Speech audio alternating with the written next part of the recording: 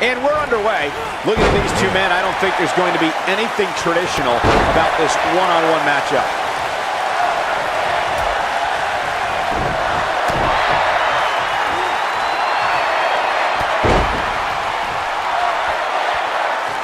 Oh, an elbow drop.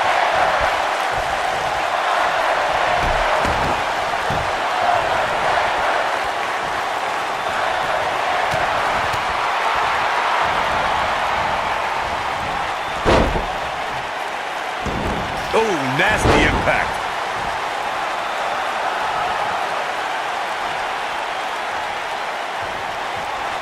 Good golly, what a knee.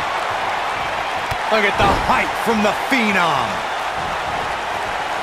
Caught him with a big boot. On the mark. The challenger's taking on some offense. Wow. But he certainly comes into this championship match with a ton of momentum. He just has to make sure this doesn't get too out of hand for him. Sometimes, momentum has a way of permanently swinging one way. That's what he wants to avoid here. This is all part of the process, guys. He knew he would take on some offense here tonight. He just has to make sure he keeps it to him. Massive choke slam. That changes the entire complexion of this match. But now, can Undertaker capitalize? Oh, man, incredible impact.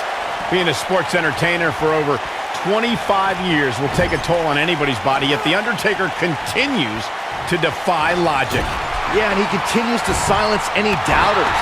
So many have asked, has The Undertaker lost a step? And that, guys, may be the most dangerous question to ask. You would be making a grave mistake to come at the dead man with misplaced confidence. This might be it. Oh, my. Oh, it's over. The champion into the cover. No kicks out in time. And the match continues. Oh, what a kick!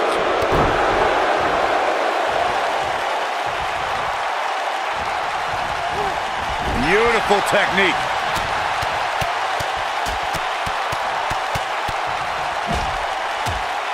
I like the combination punch.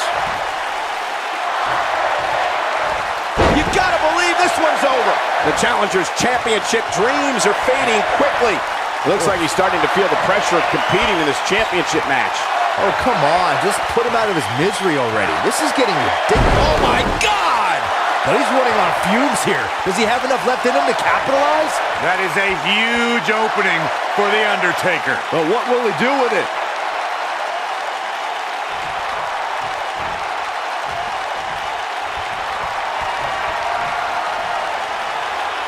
Oh, my goodness! Tombstone. That's what he was looking for, Michael. The champion into the cover. Oh, somehow. Wow. Undertaker should get his head into the match instead of trying to get in other people's heads. The elbow! According to historians, the twisted metal that we see as part of steel cages today dates back 80 years.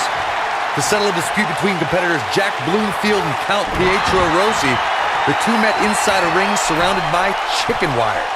At first, these types of matches were referred to as fence matches.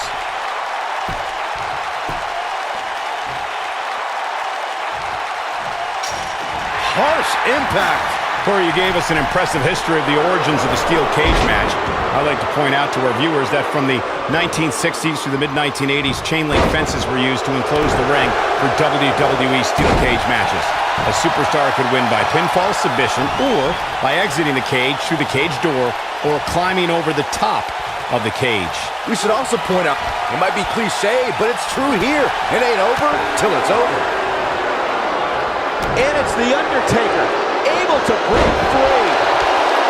The WWE Universe has seen the evolution of the steel cage in the enclosure known today as Hell in a Cell.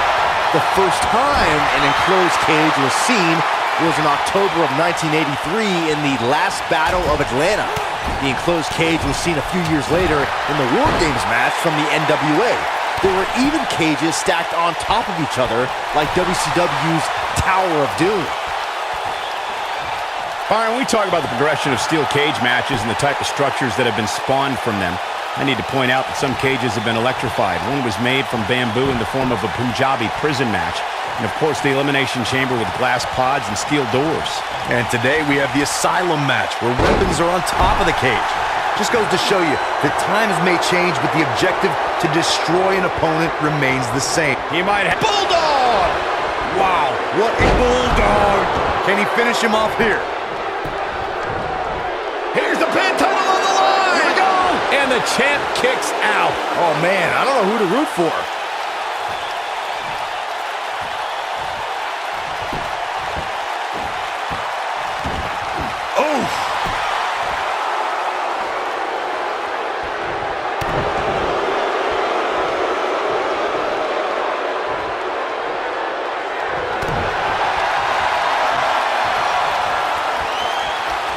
Oh my goodness!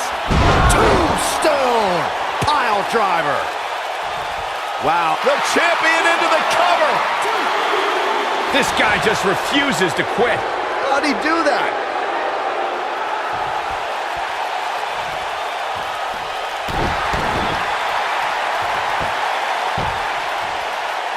Axe handle finds the mark.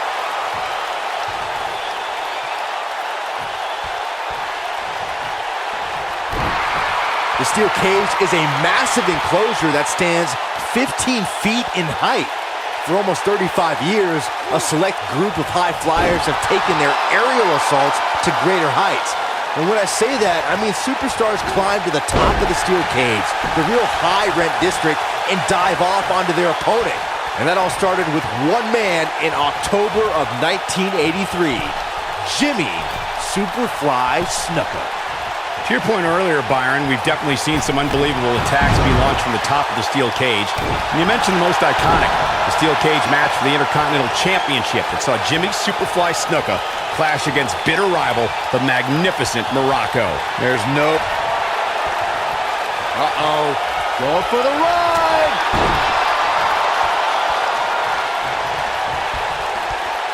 Oh, God, that hurts.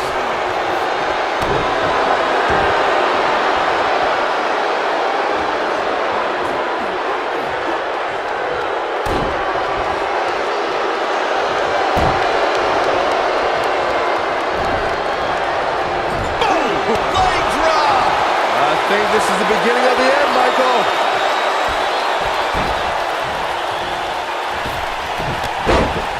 Oh, and he connects. There's no He's moving with confidence now, guys. The Undertaker looking to bury another victim. Uh-oh. Going for the ride. Choke slam! Here's his moment, Michael.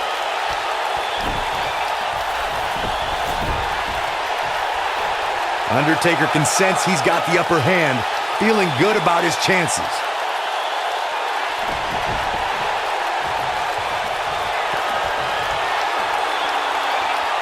Oh my goodness! Tombstone pile driver! Just when you thought we were going to crown him. There's the pin. Can his opponent kick out? What a title defense.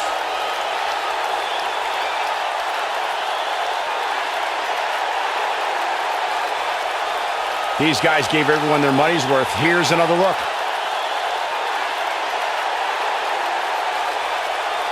I don't like to throw around a lot of praise, but my eyes tell me that might have been one of the great matches in recent WWE history.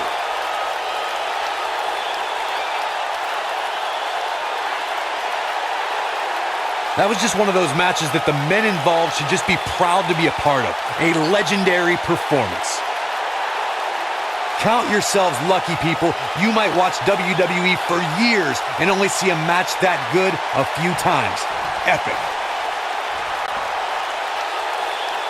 Here is your winner, and still Raw and Smackdown champion, The Undertaker.